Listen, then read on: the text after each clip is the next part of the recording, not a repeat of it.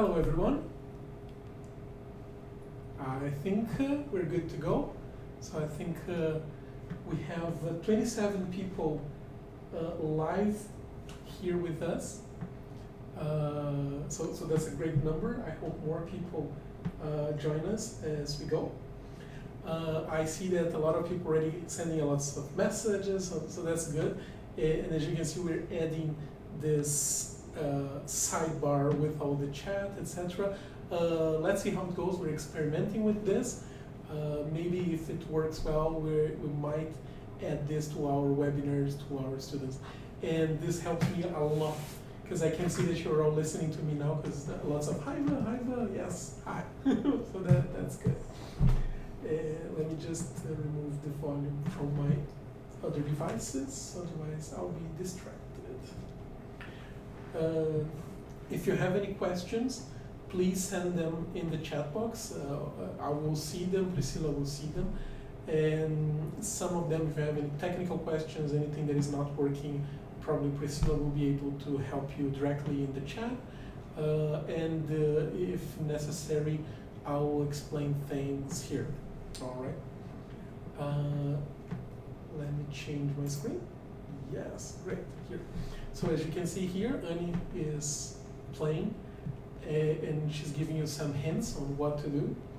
So I hope that by now everybody has accessed our classroom and played at least one of the games. And a big shout out to everyone who has already played 3 or 4 of the games. I actually added a 4th game, a reverse taboo, this morning. So I think, let's just check.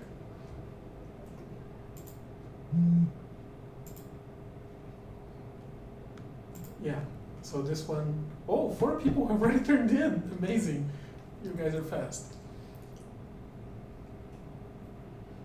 And we'll continue playing them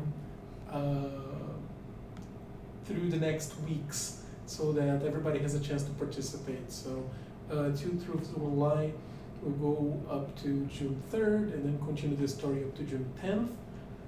June 17th is the deadline for 20 questions, and Reverse Taboo July 1st.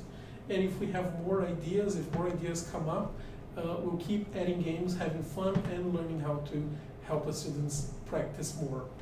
Okay? Let me see the chat, how everything is going. Daniela, you can get to the classroom. Even with this code here, maybe you're trying to log in using a personal account or not a Cultura account. Try using your My Class or Cultura Inglesa SP account. It should work. Okay? So let's start. So this is the webinar on gamification in the classroom. This is what we're going to talk. Not games in the classroom, or not only games, but gamification. And we're going to actually to start with this difference. And here's everything we're going to do. So the first thing you did was enroll, and we used Google Forms. There are some things in classroom already happening. Is the classroom available forever? Yes, Manila, forever. Invalid code. Just a second. Copy. Here is the code. Good, we're back. So there are some things in classroom already, so before the session. Now we're having the session, we're using YouTube, Mentimeter, we're going to use Google Classroom a little bit. And there will be lots of practice in Google Classroom post this workshop. Actually Google Classroom plus Google Docs. One of the games requires Google Docs. So not only are you getting lots of practice on gamification on the topic itself, but Also on the tools that we use. So lots of Google tools here, Forms, Classroom, YouTube, Docs, and Mentimeter, which is not even a Google tool, but it's one I love. It's very simple to create presentations. And okay, let's get started. This is the feedback I got from you in the Google Forms. So these are the things you like, types of games you enjoy. And I noticed that many of you enjoy quiz games. So a whooping 89.1%. So out of the 50 or so enrolled, 1 in 5, 1 in 10 doesn't like, actually 1 in 10 just doesn't like quiz games, which is amazing. I'm not a big fan, I have to admit, of those games like those board games, Imagem e Ação, or all these, I don't even know the names, all these boxes with games with cards and you have to guess, etc. And I noticed that role-playing was the least favorite one. And that means something. So lots of possibilities that we have here are going to require a little bit more input from us. So I'm not going to talk a lot about role-playing because it would take a longer road, considering that very few of you are aware or enjoy this. And well, prize games, interestingly, it's not a big motivator, right? Just 14 of you, just 30% enjoy this. And let's see, on the other hand, double this amount, or almost double this amount, enjoy achievements, which is like a digital prize that you get nothing out of it except the kicks, and you prefer achievements rather than prizes.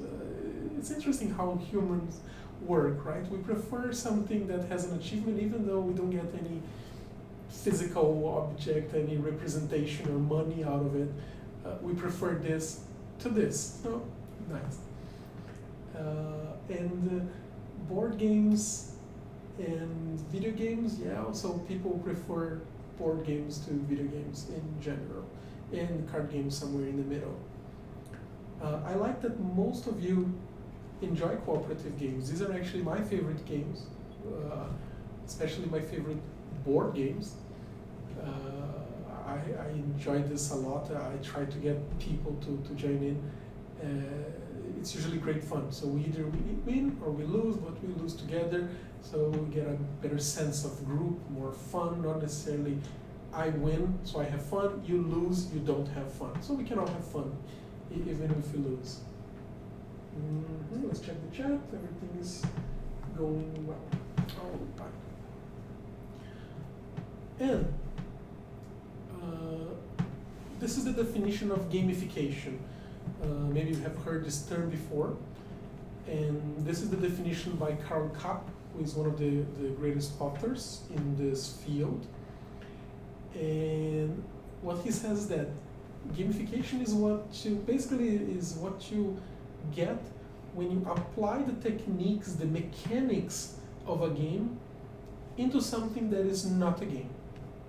So we are in the business of teaching English, so we are not in the business of gaming, we're not necessarily in the business of fun, but we apply these mechanics, so we apply the game mechanics that exist and that work in the real world, in the entertainment industry, and we bring them into this non-game context, which is us, right? And the key reason that Kapp gives is to promote changing behavior. And this is a very powerful use for games. We get students who don't want to talk or who talk very little, who interact very little, and by using games is one of the techniques that we can use to promote a change in their behavior, to make them talk more, to make them feel more comfortable, to get them more engaged. Essentially, this is gamification. I myself am not very concerned if something is a game or if it's gamification. Uh, for me, essentially everything is gamification because we're not in the business of game. So even when we make use of a game in the classroom, a full game, complete closed game, beginning, middle, end, winners, loser points, etc. We're still doing this for another purpose, which is non-game, which is teaching English. We want them to improve in some aspect or some aspects of the language. So I'm not going to really be picky about these words. So I might use them interchangeably, and anybody who works in this field or who studied more in this field, please forgive me. I'm going to just use these terms interchangeably, although they are not. Okay. And let's continue. Any questions? You're awfully quiet. All 38 of you guys. Oh, fantastic, 38 people.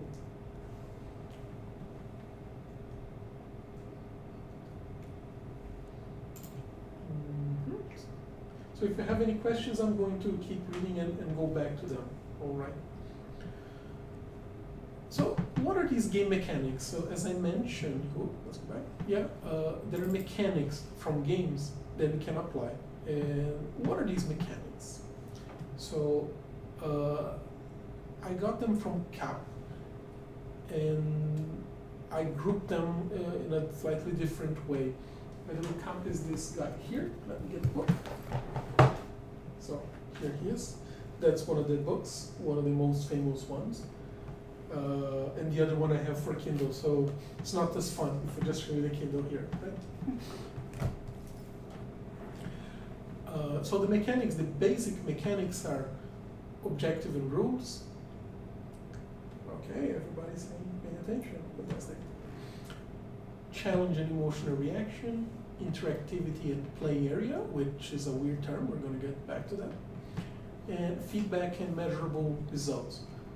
So I think it's very easy to understand why these mechanics help us teach English, right? Everybody has an objective, our lessons have objective. For people who struggled in CELTA to write objectives, you understand the importance of this. Why am I doing this? Why am I taking this course? Why am I teaching this lesson? What was the point of this activity? So we're always concerned with objectives. And well, rules, not only rules of the language, but classroom rules. How do I play? How do I get better? What is the path to victory in the game and as a learner? If it's too difficult, I don't like it. If it's too easy, I can't stand it. So how do I get this challenge? If everything is okay, but it's boring, it's still boring, especially for teenagers. And if it's just the teacher talking, just like I'm doing now, it can be boring as well. If there's no interactivity, there is less engagement, there is less learning. And we're going to get back to play area. And well, I think it's unnecessary for me to tell you the importance of feedback and measurable results, right? So I'm going to just present these items in more details now, all right? Activação here, hey! So in terms of objective and rules, what we can learn from games is that they usually, or the good ones, the good games, they have a clear goal. They have a clear objective. In Tetris, you have to clear lines as quickly as you can without reaching the top. In Mario, you have to go from left to right until the game is over without hitting the enemies, without falling. It's basically the same in Sonic, or in open world games, you have the objective. So now find this person, get this, go here, go there. It's usually quite clear what you have to do, and we complain when it isn't, actually. And these goals are attainable, so they may be hard, they may be, or they go from easy to medium to hard, but they are attainable. And if you're using a game in classroom, please make sure that they are aligned. The rules, the objectives are aligned to lessons objectives. So it has to make sense with what you're teaching. But this is a great lesson. Our objectives in the game have to be clear, because our classroom objectives have to be clear, and it has to be attainable. So I think quite clear, right? Let's see the next one. Hello, people. So challenging and emotional reaction. We notice that when classes are too easy, people get bored. And if classes are too hard, they are also boring. Students get demotivated. And it's tricky to find this sweet spot, this middle between easy and hard, in which people are very engaged in the activity, and it creates this state of flow. This is a term from psychology, is this psychological state in which you are so involved in the activity that time doesn't exist. And for example, for me, whenever I start playing Tetris, it goes on for about 2 hours. Even if I don't have this time or if I shouldn't be playing. This is the state of flow for me. I cleared the lines and it goes on forever, and then I just one game. That's what I usually tell my wife. Just one game, and that one game, that one match lasts 2 hours. And, oh. This is the state of flow. So it's not easy. It's not too easy. It's not too hard. It's in the sweet spot in which you're having a lot of fun, that you're engaged in the activity, and time just is a concept that disappears in your mind. What games, do you have any games that create this state of flow for you guys? Okay. Let's see if there are any questions. Vinicius, paying close attention, great. Maísa, we're listening. Ana Carolina falou, everything is all right. Okay. So I'll check back a little bit later. If there are any questions, we can go back. So just be careful when you're creating a game, when you're playing a game. Don't make it too easy. Don't make it too hard. That's the lesson here. Okay. So interactivity and play area. So now we get to this weird term here. So play area is, what is the area of the game? Where is the game happening? So is it in these 10 minutes in the class, during one activity, or whenever you create a sentence you get a score, you get a point, something like this. This is the play area, so the constraints, the limits of the game. And this is an important human feature, that we engage in this play area, and then suddenly I'm not Eva anymore. I can be something different. So I enjoy pandemic board games. So I'm not Eva anymore. I am this player who is solving a contagious disease in the planet. Or I am playing like Assassin's Creed. So I'm this middle, I forgot the name, Ezio character. So this is something that happens to us as humans. So we engage in the activity, and we lose ourselves in these activities, and this is something great for learners. It reduces the emotional filter, and they engage more. And as you know, the more interactive something is, the more engaged you are, and the more engaged you are, the more you remember stuff. The more you remember stuff, the more you learn, the happier you are, the happier we are, and the happier everyone is, the more we learn, the better, etc. And there are also constraints, so you have to create constraints to make sure that players stay on your path, on their desired path. And this desired path should be something linguistic or something that they do to achieve this goal, to achieve your language goals. And this is this definition, and this is how we should think of games. And let me see the games that you prefer here. 2 Dots, I don't know this game. Netflix and I. Is this a game? State of Flow, Netflix and I. Like a game combining Netflix in a game. I really like it. Flappy Bird, or Flappy Bird Feelings. Is it a separate game? No. Oh, any city building games. Yes, Marcelo. I once played Civilization for 8 hours non-stop. I started playing like 8 p.m. and I just stopped the next morning when I noticed the sun was up. Lucky me, it was from Saturday to Sunday, so I didn't have to go to work without a wink of sleep. 2 dots, I don't know this game, very curious. So people like city building games here. So Vinicius too. For lower levels, prepare your own cardboard games. Yes, yes, fantastic. Prepare your own cardboard games, fantastic. Uno. Binge watching something you like, okay. Free Cell. Free Cell is the card game, right? Red Dead Redemption 2, PlayStation 4 gamer. Okay. So I'm going to continue here in the presentation. So in terms of measurable results and feedback, there is this quotation attributed to Peter Drucker. If you can't measure it, you can't improve it. And games do this fantastically.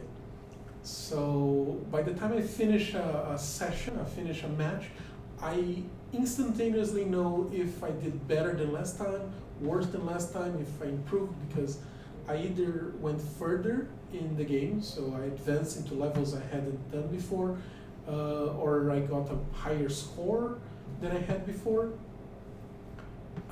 And sometimes this is not so clear in the classroom.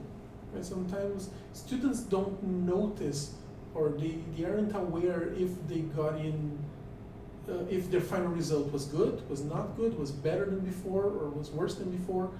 And this is something that we can learn from games, that measurable results help. So when you create a game, the score system has to be aligned with the language that you're teaching. So the higher the score, it means that you're doing well. So this creates this easy association. So if I did well in the game, I know that I'm doing well. If I did not do well, I know how to get better. Mm-hmm. Let's see more, another game here. And well, regarding feedback, I don't think you need any more input, or at least not from me at this moment. Why? Feedback is important, right? We have a lot of moments in which we discuss the importance of giving feedback to students.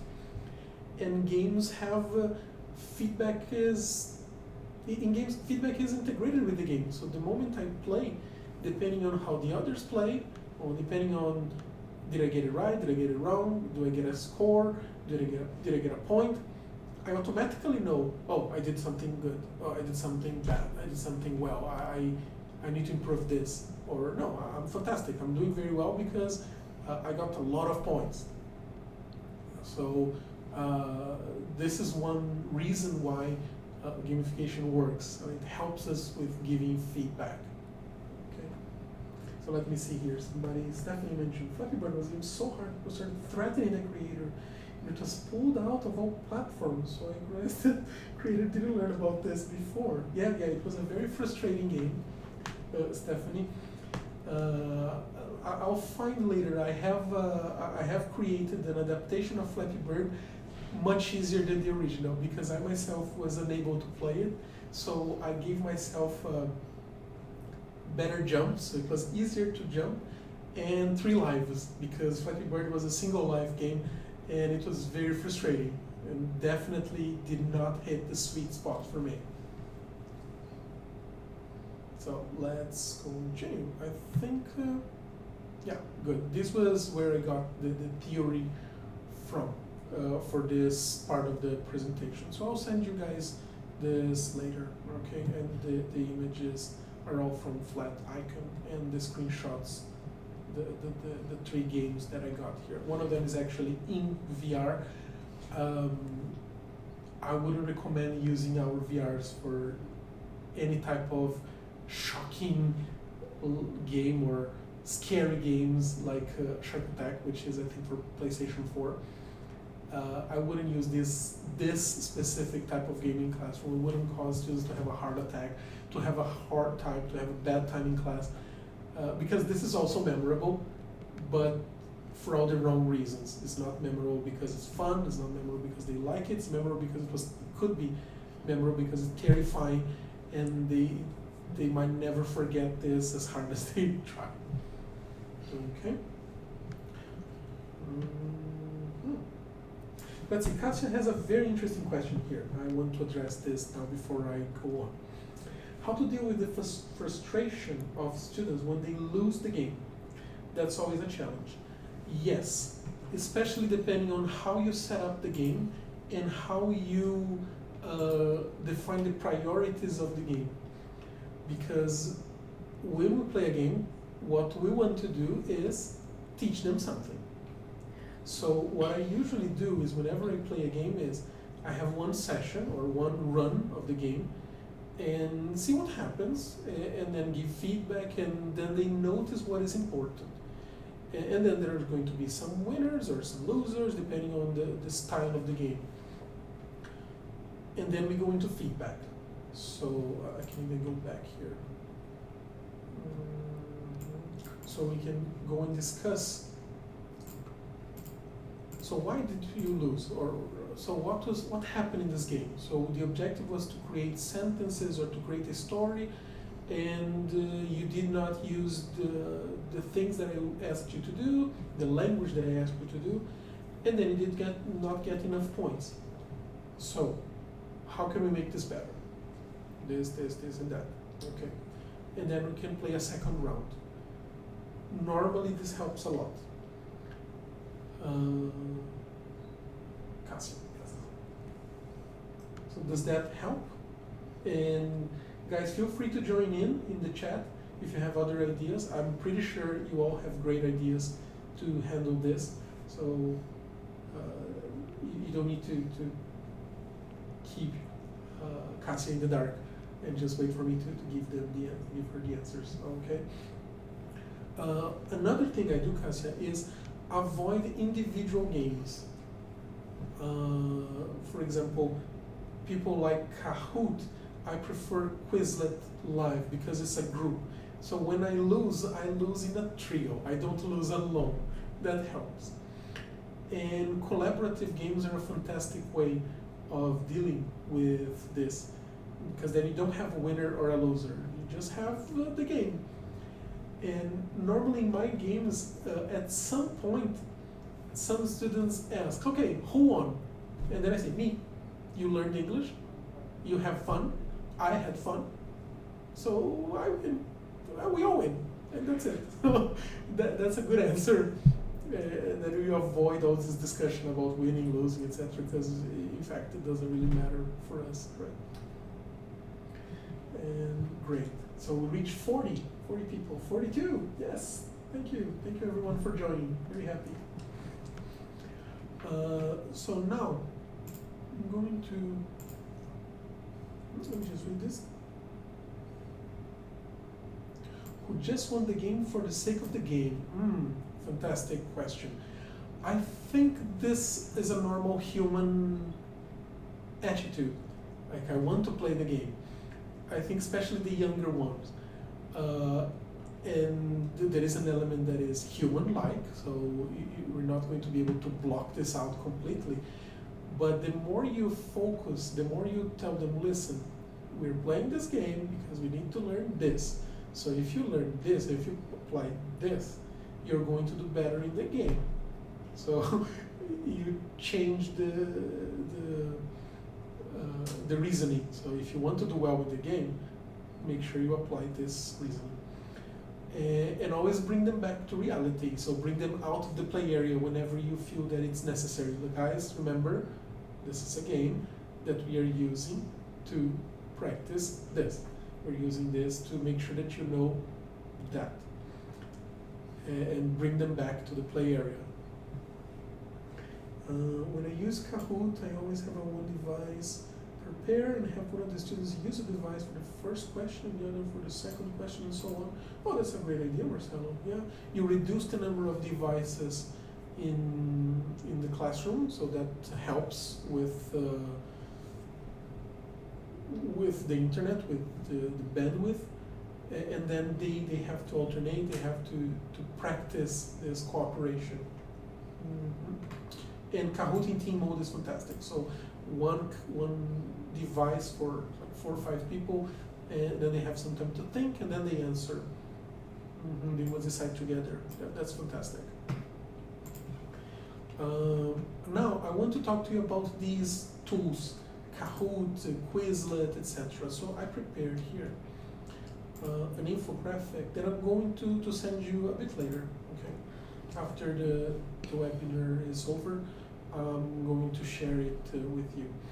It's in Portuguese, the text. I'm sorry about that. I actually prepared this for a postgraduate course I'm taking, and it was pretty much the same questions we have, the same problems we have, or the same challenges we have with Kahoot, with Quizlet, etc., with people just wanting to play the game rather than learn something from the game.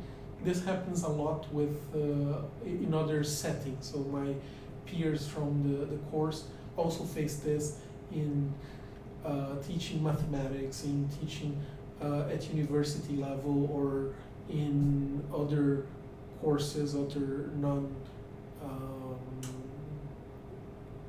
linear, not academic courses.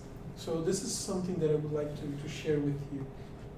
So I think we can start with Kahoot. Right? I think it's a very famous one, everybody knows, so we can start from there. So Kahoot works for both classroom and homework. But the problem I find with Kahoot is that you need 2 screens. So one screen to display the question, and the other screen with where you tap or click on the correct answer. That's one feature that I dislike.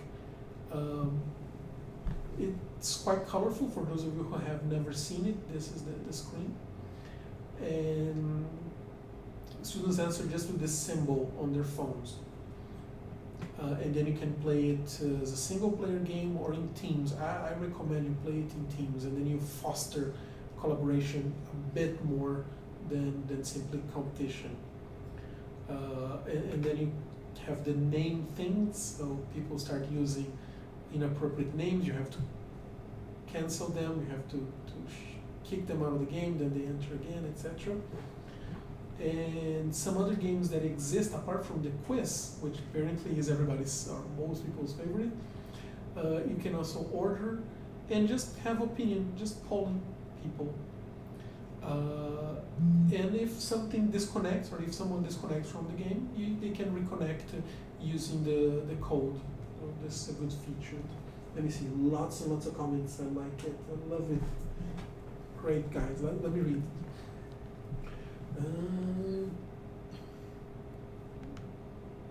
Playing trios, the most negotiate their answers, waiting for my signal. Vinicius, that's fantastic. The team mode in Kahoot is a big change from the individual. Because in the individual, they get a lot of points for speed, and then they don't think. They just answer because they need to get more points because they're fast, etc. So when you create this in team and they have to negotiate and then they answer, this is minimized. Let's see, Marilia. When playing Kahoot or Quizizz, I sometimes ask students to take notes of the sentence after the game ends. Yes. If you don't do some sort of feedback after the game, it's just game for the game, and then they get used to this, and we don't want that. After playing the game, I like to ask the group, why do you think we played this particular game? Yes, fantastic, Patricia. Yeah, get them to think, why are you doing this? Why am I doing that? Why am I here? Why am I playing this game? Why did I do bad? Or why did I do terribly at this game? Good. And since someone here mentioned Quizizz, I'm going to go to Quizizz next, which is an alternative to Kahoot.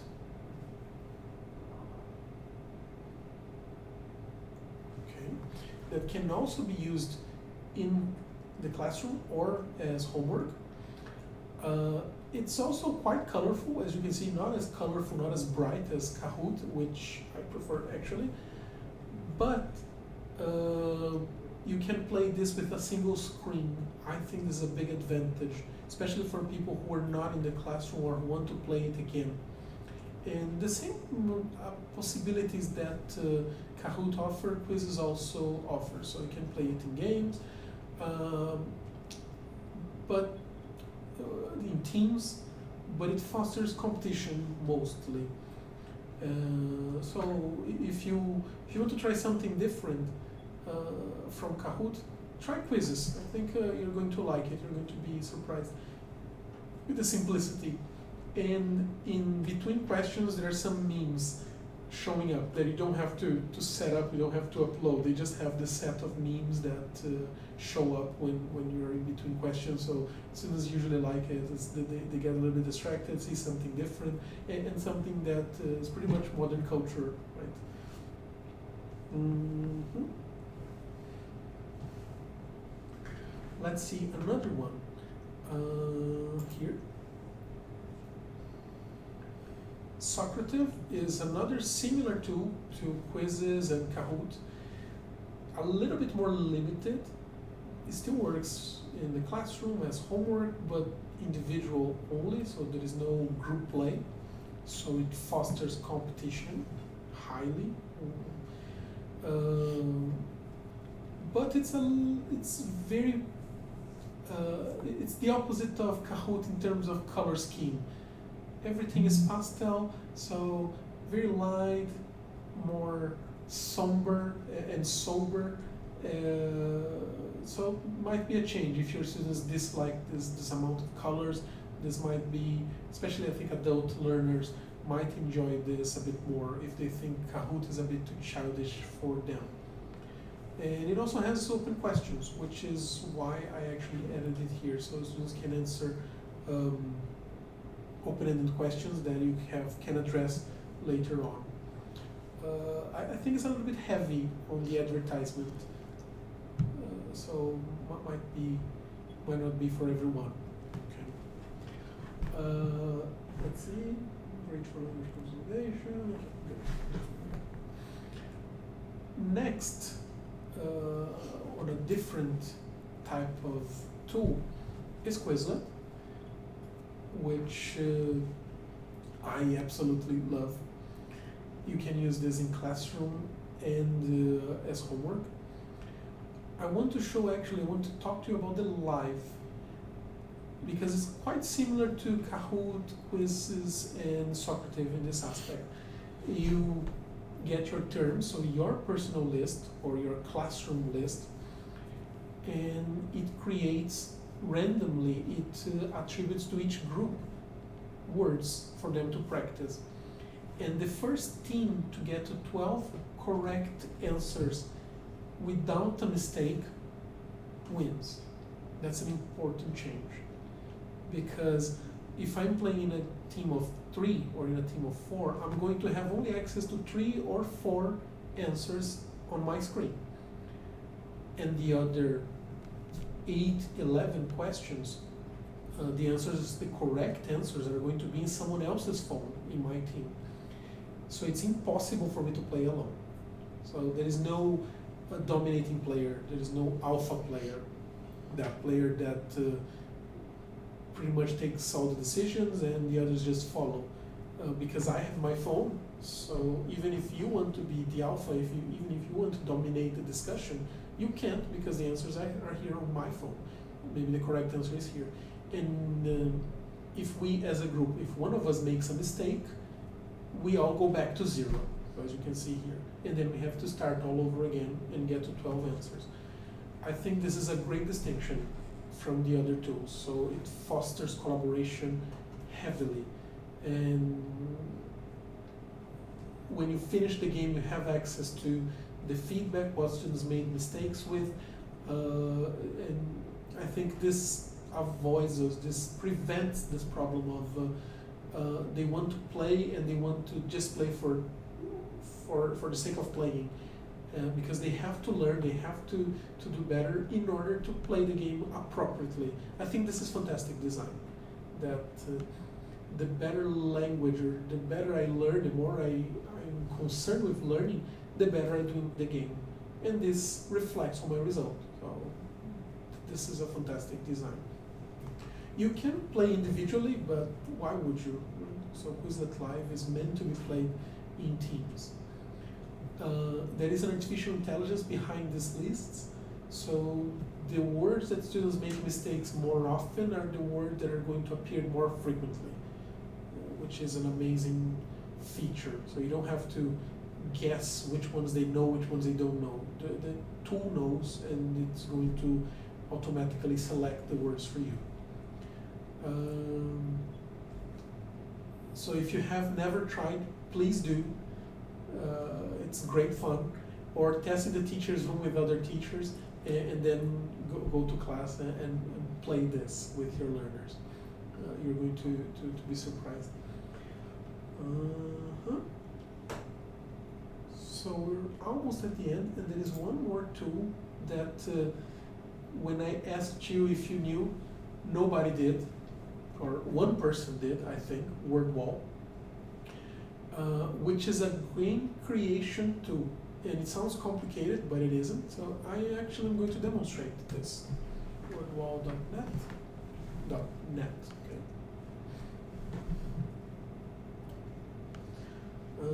So we have here our account, and I'm going to create an activity. You can use your Cultura Google account here. Some of the templates are not going to be available in the free plan, but they are very nice with us. Even if you have a free plan, most of the templates are available. So you can create something simple like a wheel. So option 1, option 2, and 3, and done. And then you can play roulette.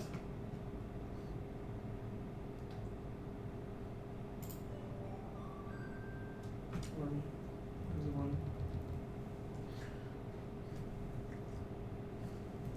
Yeah, so you can spin.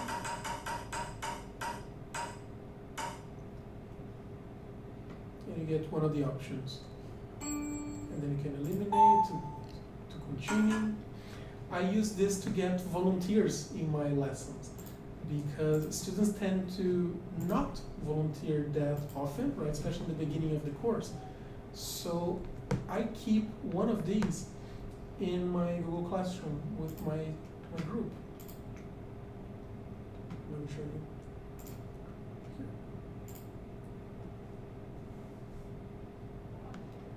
So I just leave this. Okay, thank you. I just leave this with all my learners there, and then when I need a volunteer, I just spin. And then I decide, okay, who is going to start answering the questions is going to be Katarina. And then I start from her, or I say, okay, so I need pairs, or someone to demonstrate. So this is a good way to get forced volunteer. Let me see other activities that are there. One ready activity is, oh, here, it's a great one. Same thing, but instead of random wheel, we have the cards. So it's a little bit faster. So we use this in the trainings with the reception teams. So we can review. So okay, so Interlagos was the volunteer. Yeah, Danilo mentioned that Google Classroom, if you open in the cell phone, there is a student selector. You go to people, and then you click on these 4 squares here, and then you can get a student selector, which is a quick way to get students. So for example, we've just selected Erica from this group, and then close it. I started the semester, or started using this one, which was very quick to use, and then my students started complaining that I was not being fair. So they believed that I was cheating the system and picking one or the other, and then I decided to just show them. I said, okay, I'm not doing this. I'm going to shuffle in front of you and you're going to pick the cards here. So you might pick one or the other or a combination of both. Okay. And let's see other possibilities that are there. So you can create drag and drop for definitions, much like in Quizlet. Whack-a-mole, so you have to hit only the correct options. I think we have one, a fantastic one actually here, which we also use for the secretary training here.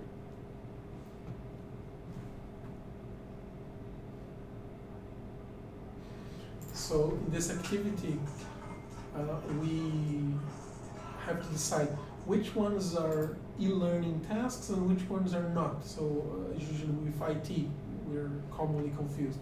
So you have to hit the correct mode, as in the whack-a-mole game. And this is great fun. So what I usually do is I get one volunteer to demonstrate the task, and then when you make a mistake, like, oh man, it stops. Make mistake again. So I get one student to see, to demonstrate the game with me, and then I share the activity with everyone, and then they can do this on their phones. And as you can see, whenever you create a game, you can change its design, because it's the same game but with a different design. So which ones are e-learning, which ones are IT. You see, I think that this one is a very boring way to play the game. Right? True or false?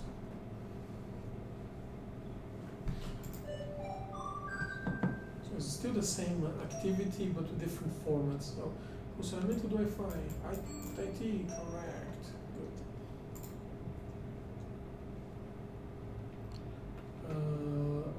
You can also, with other activities here, you can create word search, anagrams, diagrams, image quizzes, so lots of possibilities here, categorization, okay? So just have fun with the tool. I'm not going to demonstrate you all of them, we don't have time, but this is a fantastic tool for you to create games to use in the classroom, to create games for them to play with each other, and so on. And as we're about to finish, I just want to remind you that we have a number of games ongoing in our Google Classroom. So we have 2 Truths, 1 Lie. 20 people have already answered. Continue the Story, which is a cooperative game. So no victory, no losses here. So each person is adding 1 line at a time. So I'm answering smell, it's milking from ice cream. Okay, the story is taking a turn that I had not anticipated, had not imagined. 20 questions and even reverse taboo. I put these games here because then you can have ideas for you to use them with your groups. Okay. Guys, do you have any other games? Famous games are here, you can test them. Do you have any questions? Anything you'd like to comment? Anything you'd like to ask before we wrap up the session and resume playing? I hope you're all eager to continue playing.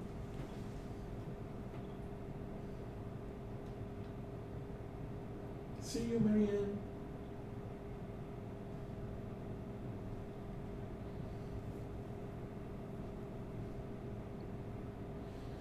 Let's see, Marcelo says, students love Quizlet. Gravity mode is also fun for team groups.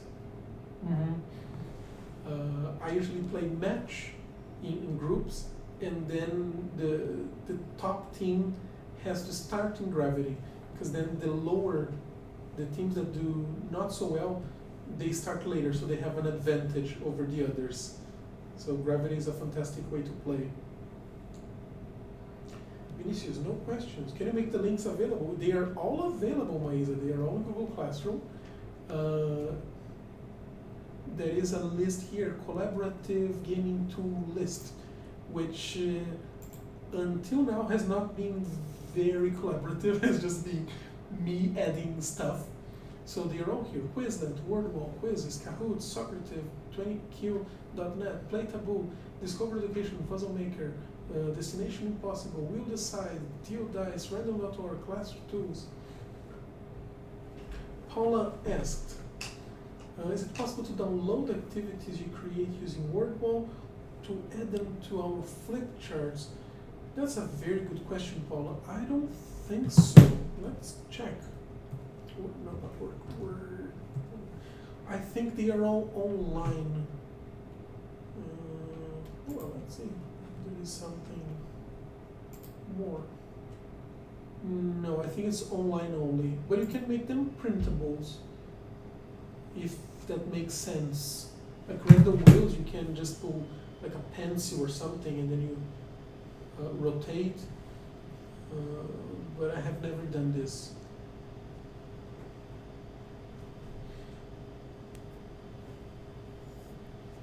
All right. So guys, we're running a little bit out of time, right? We should have 35 minutes ago. So let's continue in Google Classroom. If you have any questions, you can ask there. I'll be following the stream closely, and I'll continue to play the games with you here. Thank you for participating. Soon I'll send you a link for you to give your opinions about the webinar. And if you have any questions, just shoot them, and hope you have enjoyed as much as I have. Bye bye guys, thank you.